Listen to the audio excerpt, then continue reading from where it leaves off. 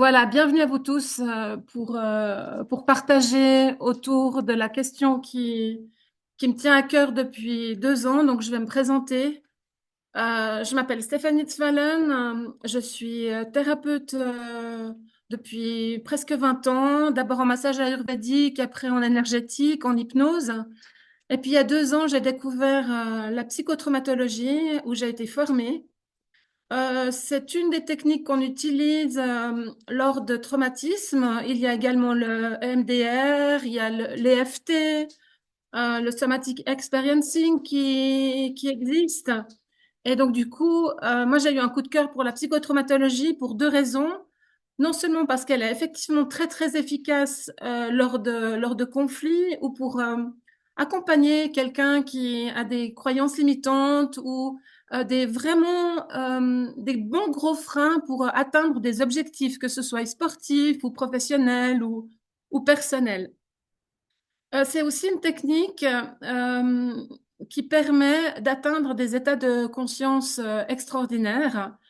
Et de par mon chemin, j'étais effectivement interpellée par cette notion d'approfondir encore la conscience de soi, la conscience des autres. Je faisais déjà beaucoup de méditation en pleine conscience dans ce but-là, entre autres, avec d'autres techniques pour augmenter la conscience.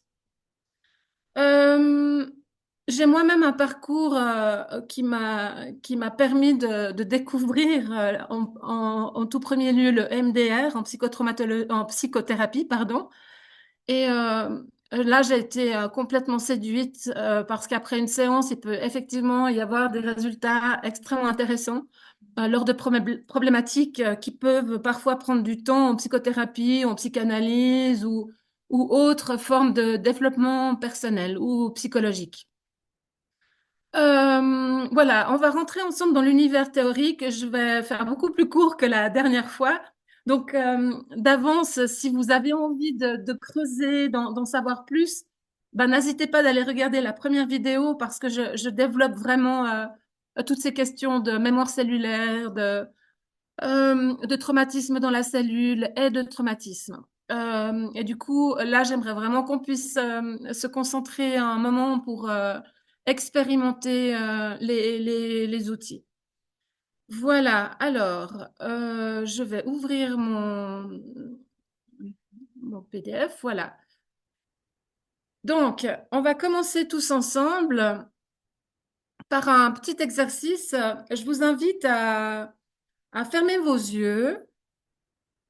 Ou vous pouvez les garder ouverts, hein, si l'image vous fait du bien, vous apaise, c'est égal. Et vous allez vous imaginer vraiment marcher sur ce chemin dans cette forêt et ressentir, peut-être en utilisant vraiment tous vos sens, ressentir le vent qui vient caresser votre peau, l'odeur de l'humus, le chant des oiseaux.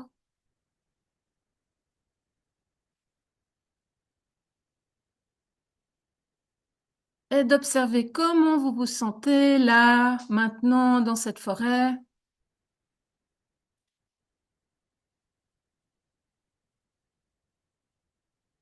et savourer. Savourer ce moment agréable.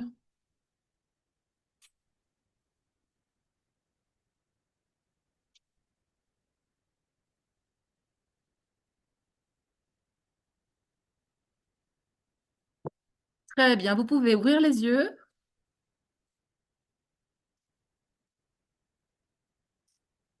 Et là, vous allez vous trouver au loin face à un lion.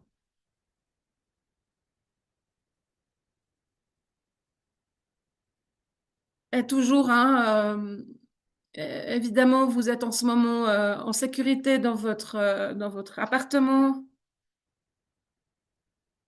mais avec l'imagination, on va essayer de sentir comment ça se passerait si on se retrouvait face à un lion. Et normalement, si on est constitué comme un humain, quelque chose en nous va s'activer et on va se sentir en danger.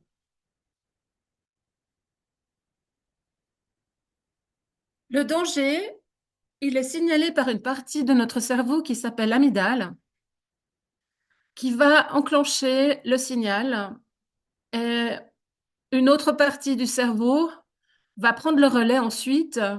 Entre autres, il y a plusieurs parties, mais après l'amygdale, c'est le cortex qui va prendre le relais, surtout si le lion avance vers vous et que vous n'avez aucun moyen de vous en sortir. Là, la notion de danger va créer quelque chose en vous.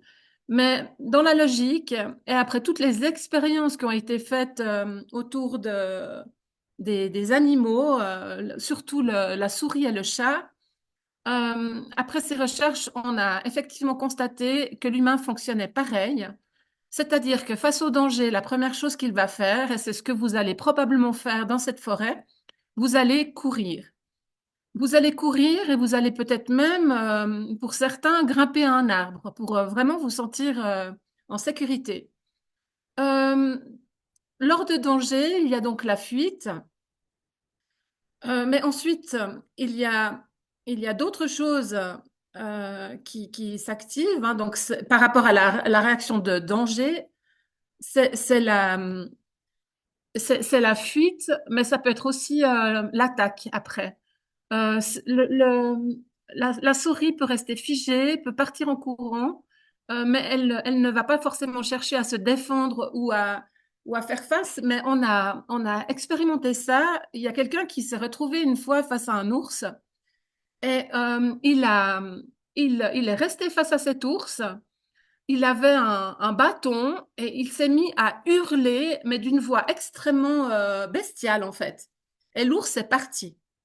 Donc, bon, ça demande effectivement de garder son calme, mais ça peut fonctionner. Si je vous parle du chat, de la souris, de l'ours, du lion, c'est pas pour faire de la zoologie, c'est parce que nous sommes des mammifères et nous avons les mêmes réflexes. Lorsque il y a la notion de figement, j'y reviendrai, mais c'est le début du traumatisme. Et si je fais cette conférence, c'est parce que j'ai constaté qu'en parlant de traumatisme, et moi-même au départ, j'étais convaincue que le trauma, c'était quelqu'un qui était victime d'un grave accident ou une femme qui avait été violée. Le traumatisme, ça n'est pas que ça.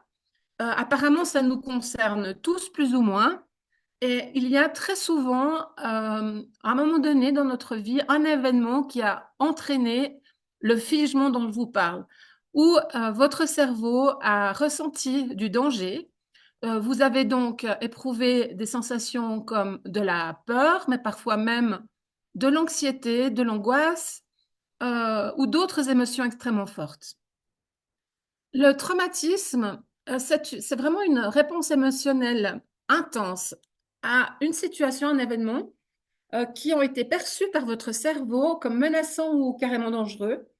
Et ça peut occasionner une détresse profonde. Et ça peut entraîner également des violences physiques, psychologiques, sexuelles ou tout autre événement bouleversant.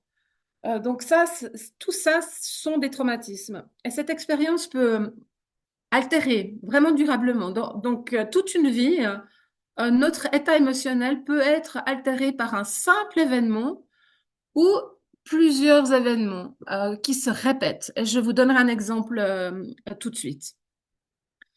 Les symptômes suite au traumatisme donc peuvent entraîner de l'anxiété, de la dissociation, des flashbacks, du stress post-traumatique et des troubles de l'humeur.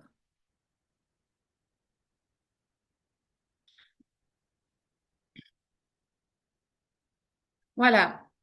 Donc, d'après le docteur Shitekate, il y a ces réactions face à un événement, une série d'événements perturbants peuvent entraîner le figement et l'altération de l'identité. Sophie.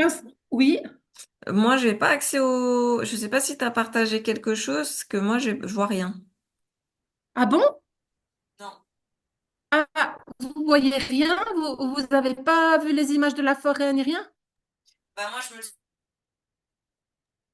Non, on n'a eu aucun partage, Stéphanie. Ah, ok. Alors, bah, pareil, on est dans la continuité des soucis techniques. Alors, j'avais partagé l'écran. L'animateur a désactivé le partage d'écran par les participants. Stéphanie, tu peux me refaire un partage d'écran?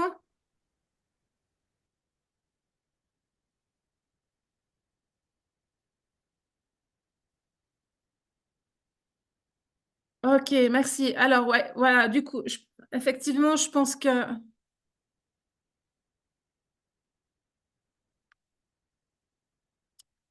euh,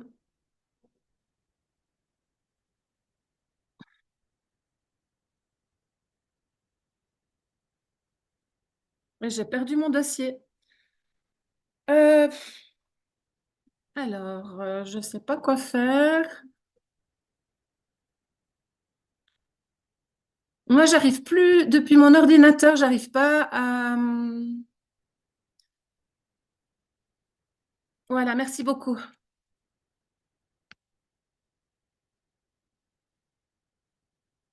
Est-ce que là, vous le voyez?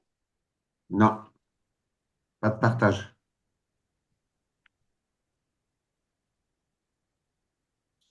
Moi, j'ai pas accès à ton partage. Ah, attends. Ok, c'est bon. Vas-y. Je pense que c'est ça qui coinçait. On n'était pas synchro avec le partage. Maintenant, ça devrait jouer. Ça joue là?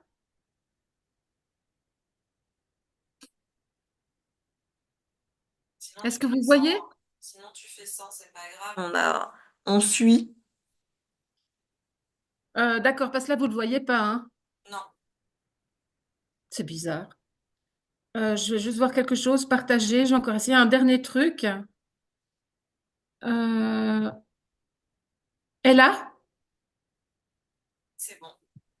Ça Là, joue? c'est bon. Ouais. Oui, Ok. Euh, Bon, vous avez raté la forêt. La forêt, le lion, l'amygdale qui gère le danger, hein, qui signale le danger, le cortex, la perception du danger, la survie, soit la fuite ou le combat. Donc, je ne vais pas tout redire, hein, vous avez suivi. La définition du traumatisme, ça, c'est la définition vraiment psychiatrique, hein, qu'on retrouve partout. OK.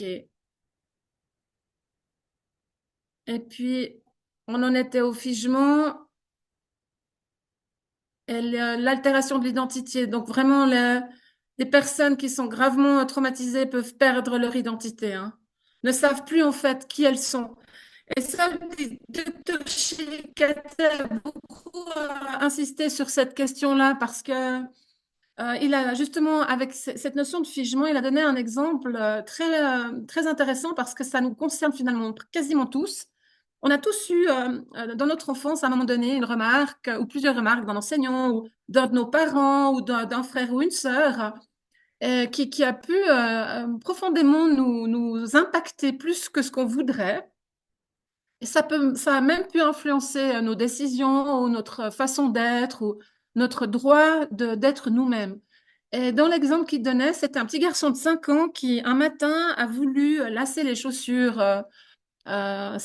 et sa maman lui a dit, mais non, on est pressé, dépêche-toi, c'est moi qui fais. Et tous les jours, c'était pareil. Et tous les jours, ce petit garçon avait envie de demander à sa maman de lui laisser faire ses lacets tout seul. Il avait envie d'apprendre, il avait envie de s'en sentir grand, comme tous les enfants. Et la maman, maladroitement, parce que c'était pas dans une volonté de le blesser ou de le nuire, mais voilà, elle disait non. Et cet enfant a eu peur de perdre l'amour de sa maman. Donc, il n'a pas osé dire à sa maman, Maman, j'ai vraiment envie de lasser les chaussures, c'est important pour moi, j'ai envie d'être un grand. Il n'a pas non plus lui dire qu'il était triste, que ça le mettait en colère. Donc, il a ravalé ses émotions, sa frustration, Et toute sa vie, il a gardé en lui quelque chose de cet ordre-là, donc l'incapacité de s'affirmer, de dire à quelqu'un de mettre des limites, par exemple. Donc voilà, ça peut donner une illustration de ce qui peut potentiellement nous arriver à tous. Voilà. Euh, Donc, on a parlé aussi des symptômes, de ce que ça donnait. Et puis, du coup, par rapport à ces états de pointe, hein, d'état de conscience modifié, ça fait 30 ans que l'Institut fait de la recherche.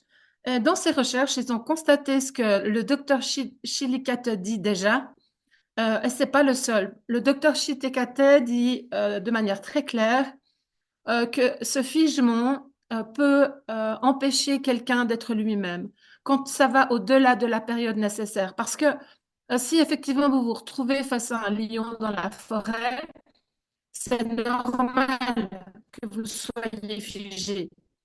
C'est normal qu'il y ait un stress et qu'il y ait la fuite pour survivre. Et face à certaines situations, notre cerveau peut interpréter du danger alors qu'il n'y en a pas forcément. Mais dans le fond, c'est pas ça qui importe, puisque la réalité, c'est que le cerveau, lui, a imprimé qu'il y avait un danger. Et lors de figement, ça veut dire que lorsque les émotions ne peuvent pas être exprimées, lorsque la personne ne peut pas être qui il est vraiment, à moyen long terme, ça peut créer énormément de désordre psychique.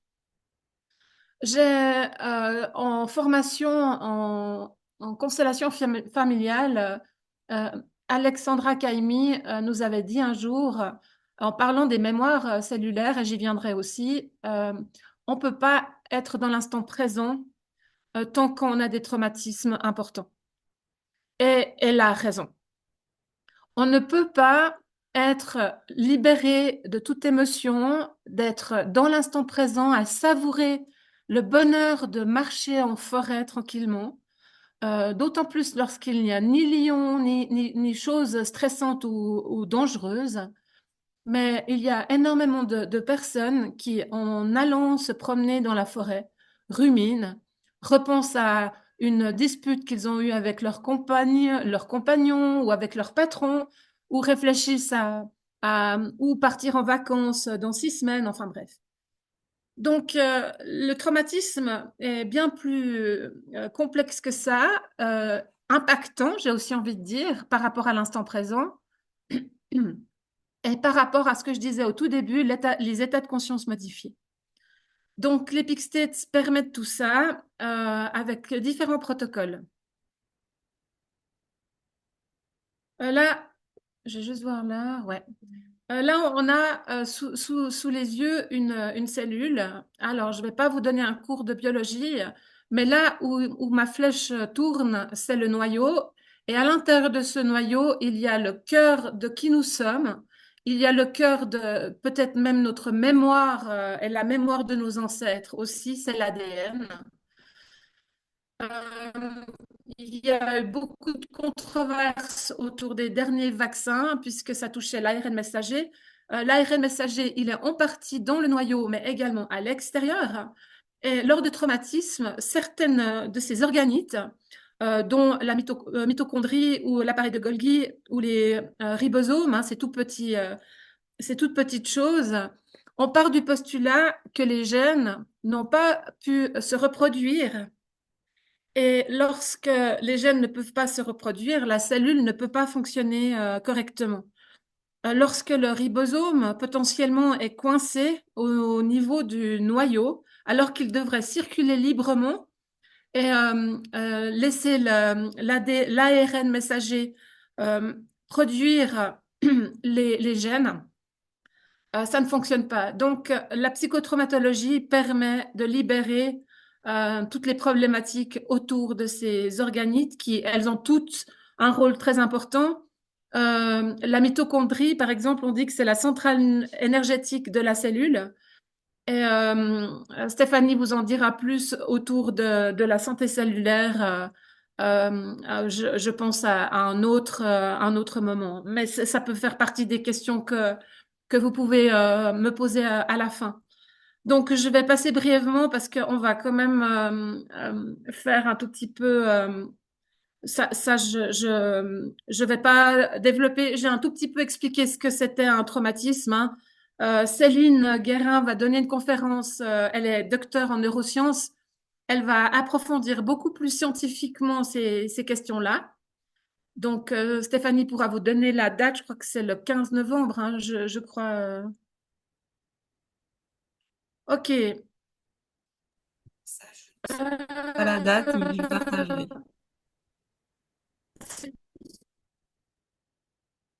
D'accord. Alors, je vais juste un tout petit peu l'ISPS.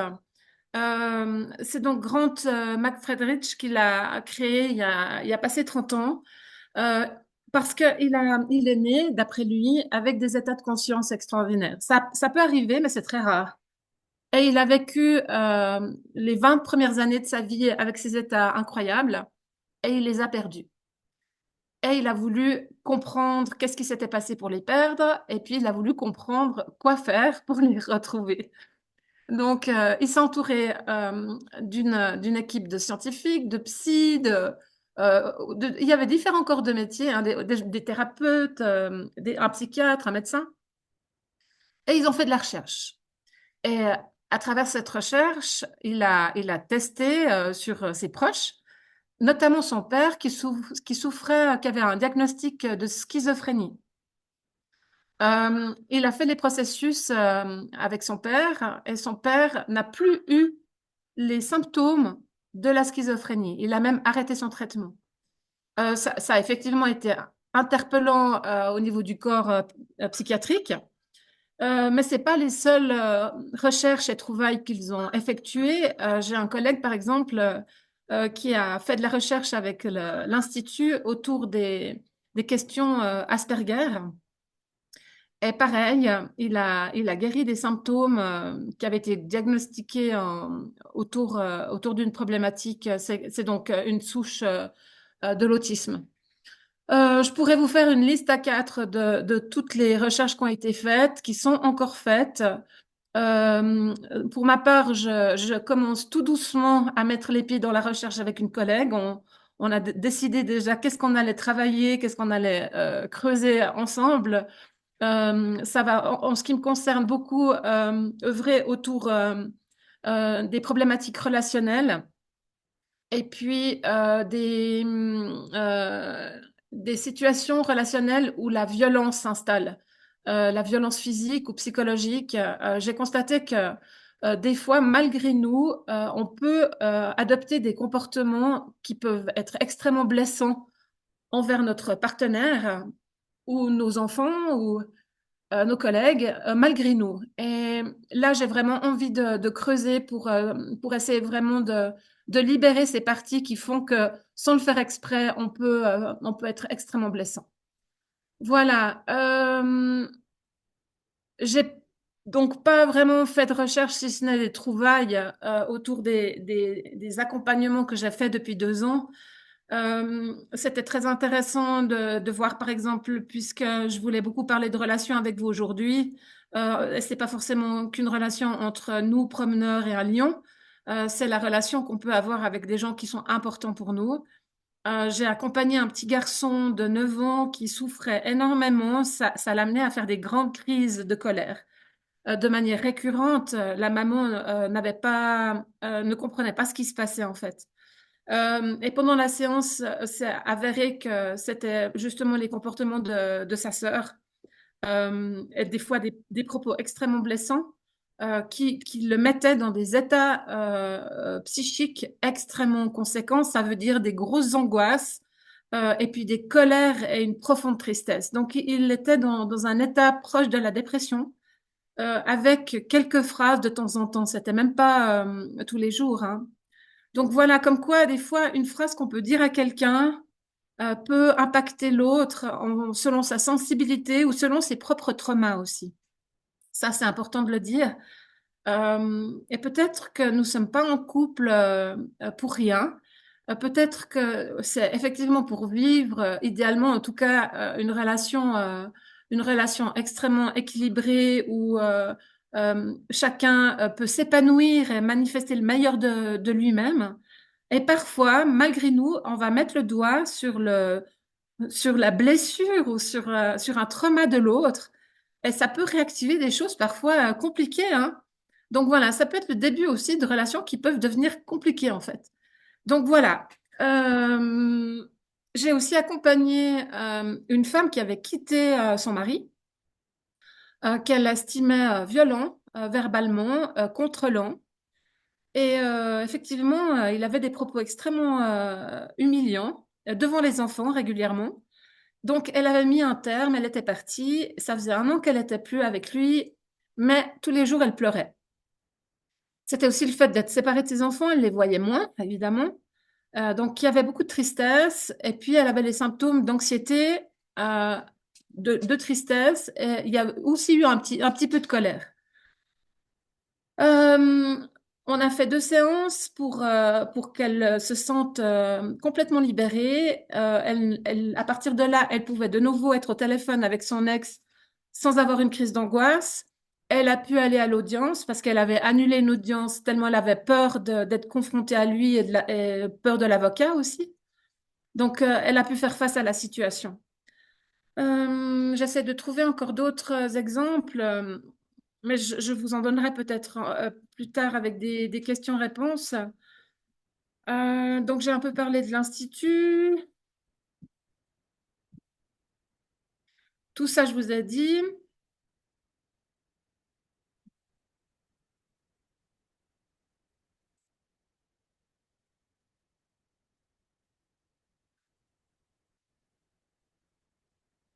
Voilà.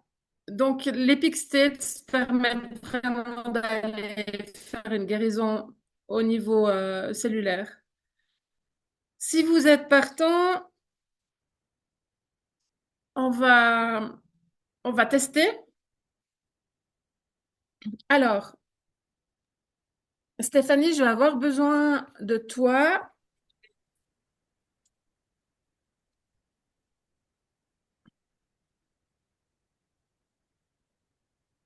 Là, je te vois pas. Je pense que tu as coupé ton...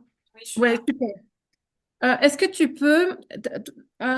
donc, toi, tu n'as pas encore fait un l'Epic State. Non.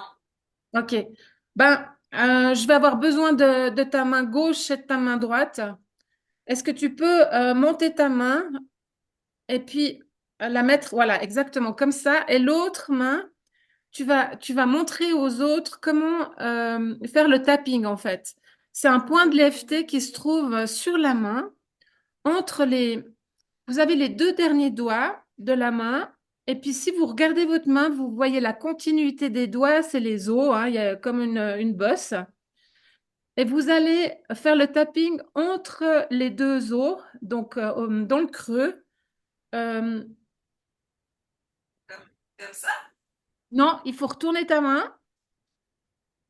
Voilà, tu la mets comme ça à plat et puis tu mets tes doigts verticaux, comme ça. Voilà. Et puis, j'aimerais juste voir que tu mets bien, bien. Ouais, mets Dans le voir ta main sens, dans le sens comment? comme ça. Ouais, Ouais. Et puis tu tournes juste un peu ta main pour que, comme je suis en train de faire moi, comme ça. voilà. Voilà. Sauf que là, tu es en train de faire du tapping sur tous tes doigts. Tu tournes ta main gauche. Il faut que tes doigts, il faut que tes doigts soient comme ça. C'est comme ça. Montre. Oui, comme ça, et entre les 2 derniers doigts. Ah non. Non, là, voilà, exactement. Bravo, bravo, bravo. Un petit peu plus sur ta main. Voilà, exactement. Parfait. Tu peux même aller un tout petit peu plus faire ta main. Tu es presque trop sur les doigts. Voilà, parfait. Voilà, vous pouvez tous tester le tapping. C'est vraiment entre les 2 derniers doigts. Voilà, super Stéphanie. Merci beaucoup de m'avoir servi d'assistante. Génial. Très bien. Est-ce que vous avez tous saisi les 2 derniers doigts? Slavko, montre-moi. Ouais, génial. Ça peut être les trois doigts comme ça. Voilà. Très bien. Maintenant, vous avez le tapping. Vous pouvez faire votre main sur sur votre jambe ou sur la table hein, pour pas vous fatiguer.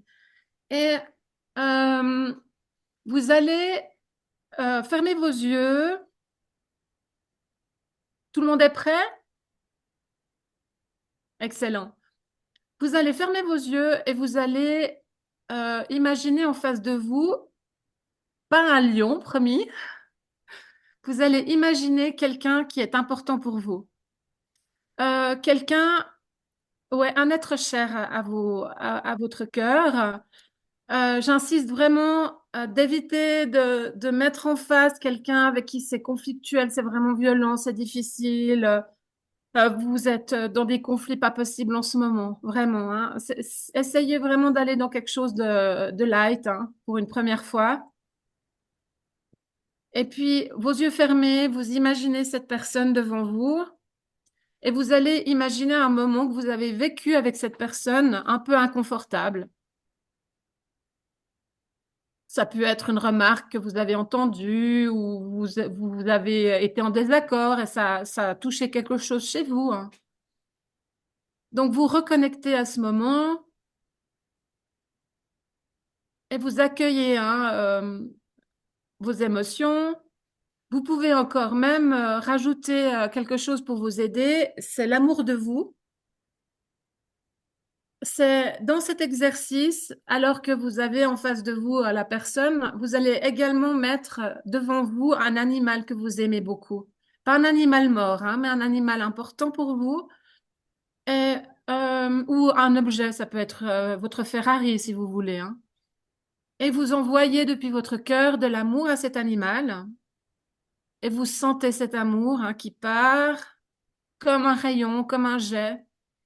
Et l'amour de l'animal et l'amour que vous avez envoyé revient en boucle, comme ça, et rejoint, regagne votre cœur. Et vous accueillez cet amour. Vous laissez cet amour vous regagner partout, pas que le cœur. Vous le laissez monter partout jusqu'au sommet du crâne et jusqu'au bout des pieds. Si vous pouvez, il y a peut-être des endroits où ça bloque. Accueillez ça, c'est OK. On pourra en parler après si vous voulez. Et prenez juste encore quelques secondes pour vous imprégner de cet amour.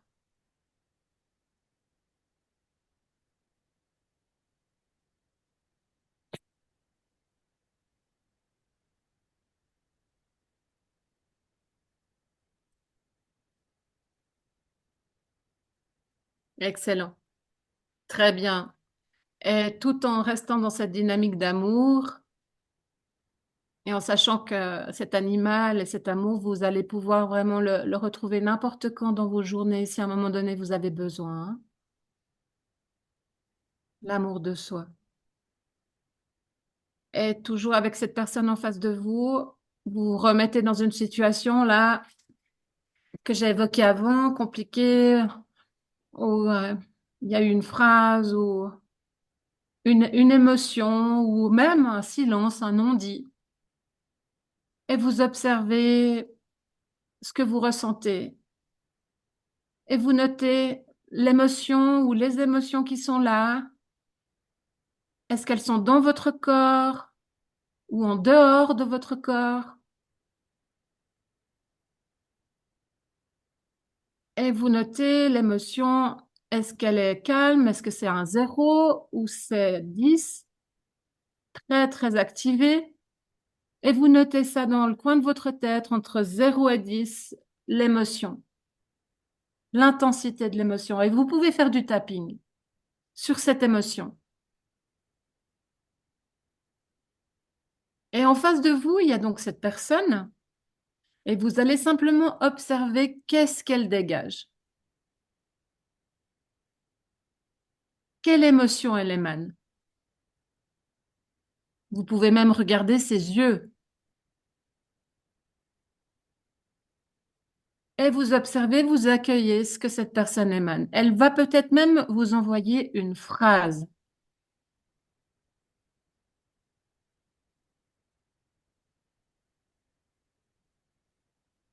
Vous continuez le tapping.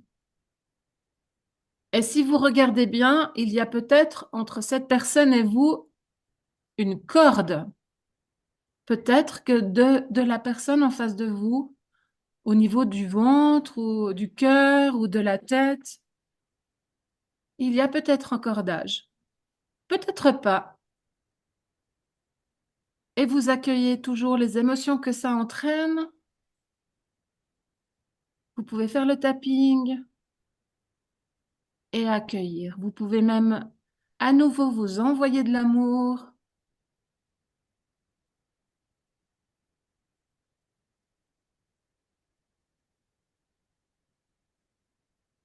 et observer comment vont les émotions chez vous. Est-ce que c'est toujours la même intensité ou est-ce que ça a diminué?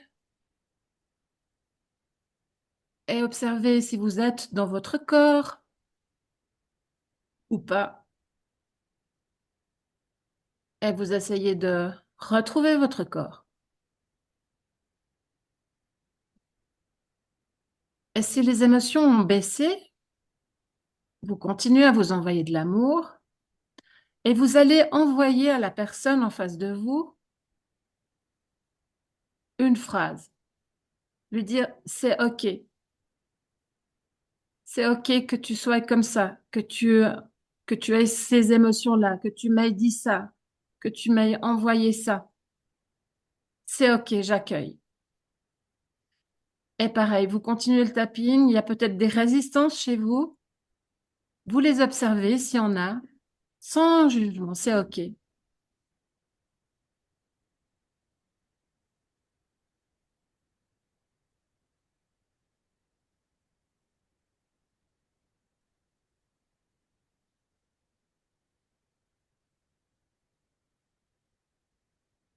Et vous observez les émotions, comment elles sont, si ça diminue chez vous, ou s'il y a d'autres émotions qui arrivent.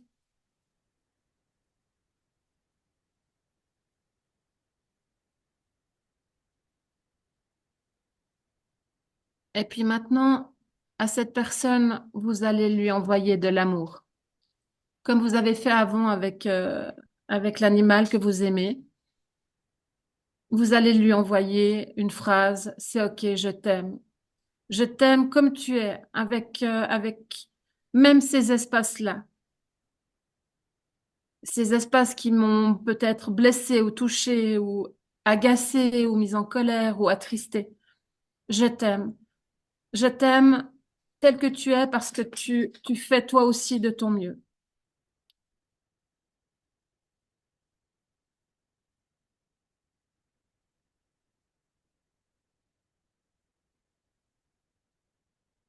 Et s'il y a des émotions par rapport à ce que vous venez d'envoyer à la personne devant vous, vous continuez le tapping, vous envoyez de l'amour, vous observez aussi dans votre corps où sont les émotions en ce moment.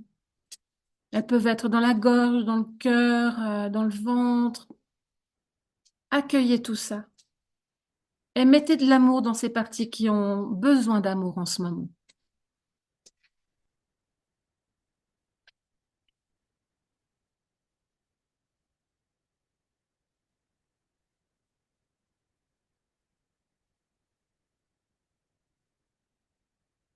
Très bien. Et maintenant, vous allez toujours avec la personne en face de vous. Peut-être qu'il y a toujours cette corde qui est là, s'il y en a une. Vous allez lui envoyer de l'admiration. Je t'admire pour toutes les stratégies que tu as mis en place pour exister comme ça. Je t'admire. C'est OK.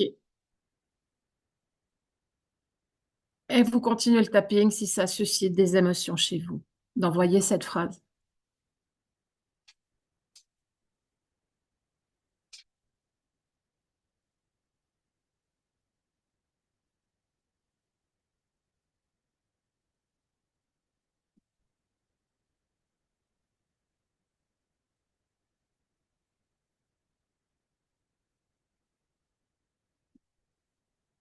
Je t'admire pour tout ce que tu as mis en place, les stratégies. et j'accueille les émotions que ça suscite encore.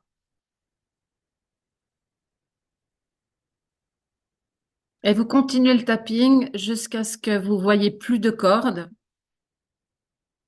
jusqu'à ce que vous sentiez calme, paisible et léger. Ça veut dire quand vous vous sentez à zéro. Et si vous vous sentez pas à zéro, vous notez quelle émotion est encore là.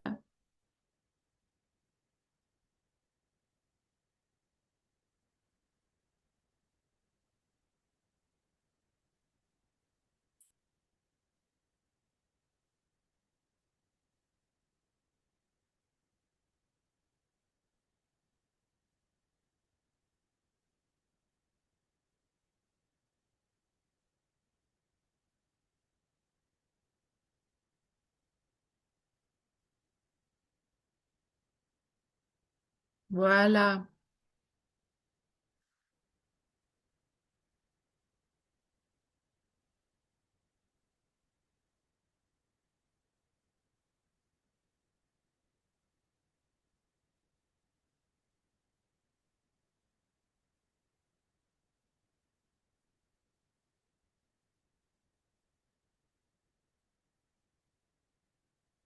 Excellent.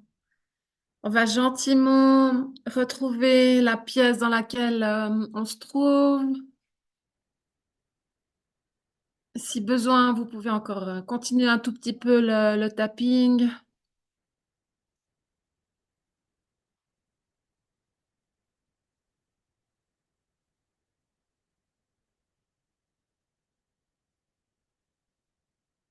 Est-ce qu'il y en a qui ont encore besoin d'un peu de temps?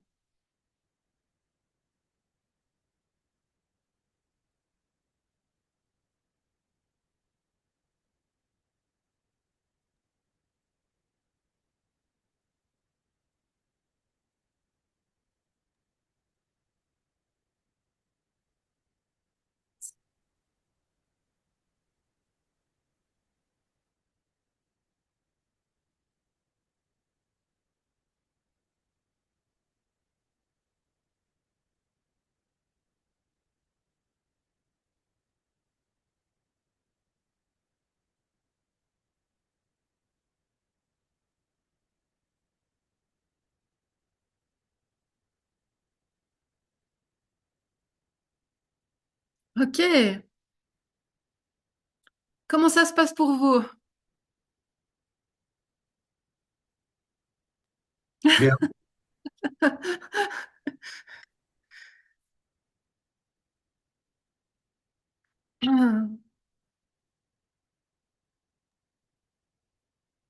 Super. Est-ce que, est-ce que vous avez des questions, des remarques, envie de partager?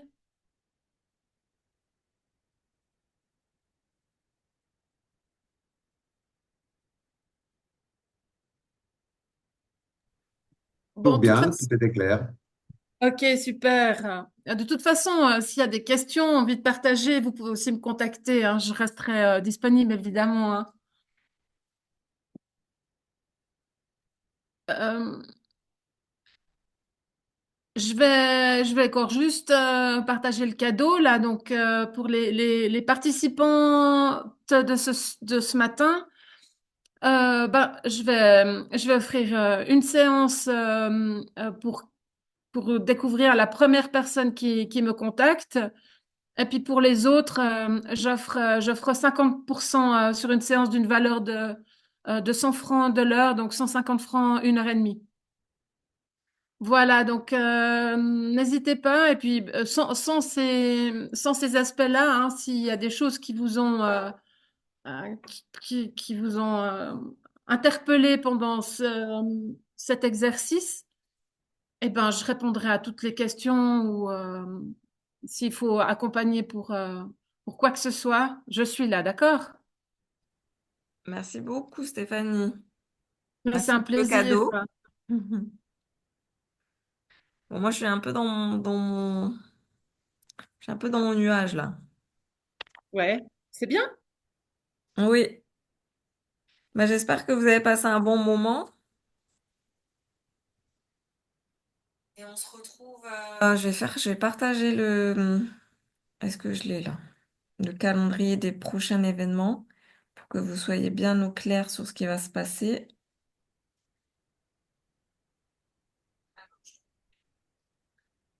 Nous, on se retrouve, Stéphanie, je crois qu'il y a un autre event qu'on organise courant du mois de novembre. Oui, trop bien. C'est l'initiation à la méditation en pleine conscience. Yes. D'accord, super. Ouais. Et pour nous, dans le groupe des détonateurs, il y a le 2 novembre à Échalon un atelier cooking où on va préparer des barres tropicales et des boules énergie.